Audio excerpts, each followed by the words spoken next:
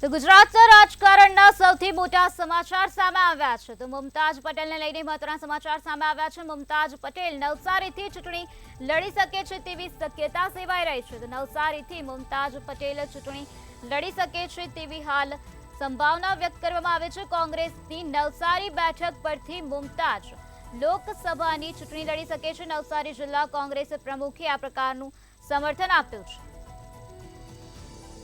તો જિલ્લા કોંગ્રેસ પ્રમુખ શૈલેષ પટેલે પણ સમર્થન આપ્યું છે. ગુજરાતના રાજકારણના સૌથી મોટા સમાચાર હાલ સામે આવ્યા છે, જેમાં નવસારીથી મુમતાઝ પટેલ ચૂંટણી લડી શકે છે. કોંગ્રેસની નવસારી બેઠક પરથી મુમતાઝ લડી શકે છે તેવી વિગતો હાલ સામે આવી છે. નવસારી જિલ્લા કોંગ્રેસ પ્રમુખે સમર્થન આપ્યું છે. છેલ્લા 3 દિવસથી અમારા આદરણીય અને સન્માનનીય નેતા શ્રી સ્વ અહેમદ પટેલ જીના દીકરી મુમતાઝ પટેલનું નામ નવસારી લોકસભા સીટ પર ચાલી રહ્યું હતું અને એવા સમાચાર આવ્યા કે એમને લોકસભા સીટ નવસારીથી લડાવવામાં આવી રહ્યા છે.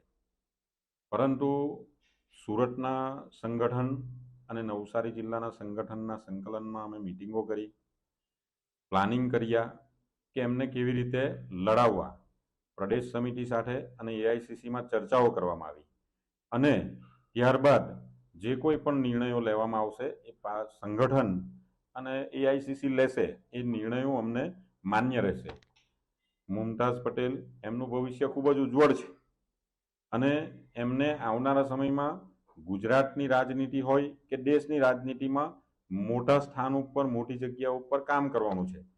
એમને એમના ભવિષ્ય માટે શું કરવું, શું નહીં કરવું એ સારો ખ્યાલ છે. એટલે નિર્ણય એવો લેશે અને પાર્ટી, અમારું હાઈકમાન્ડ નિર્ણય લેશે. અમારું હાઈકમાન્ડ જે પણ નિર્ણય લેશે એ અમને શિરોમાન્ય છે. મુમતાઝ પટેલને અગર અહીંથી લડાવવામાં આવશે તો અમે ખભા સાથે ખભા મિલાવીને એમને લડાવવા માટે તૈયાર છે. અને અહીંના કોઈ સંગઠનના માણસને મૂકશે પાર્ટી તો એના માટે પણ અમારી તૈયારીઓ છે.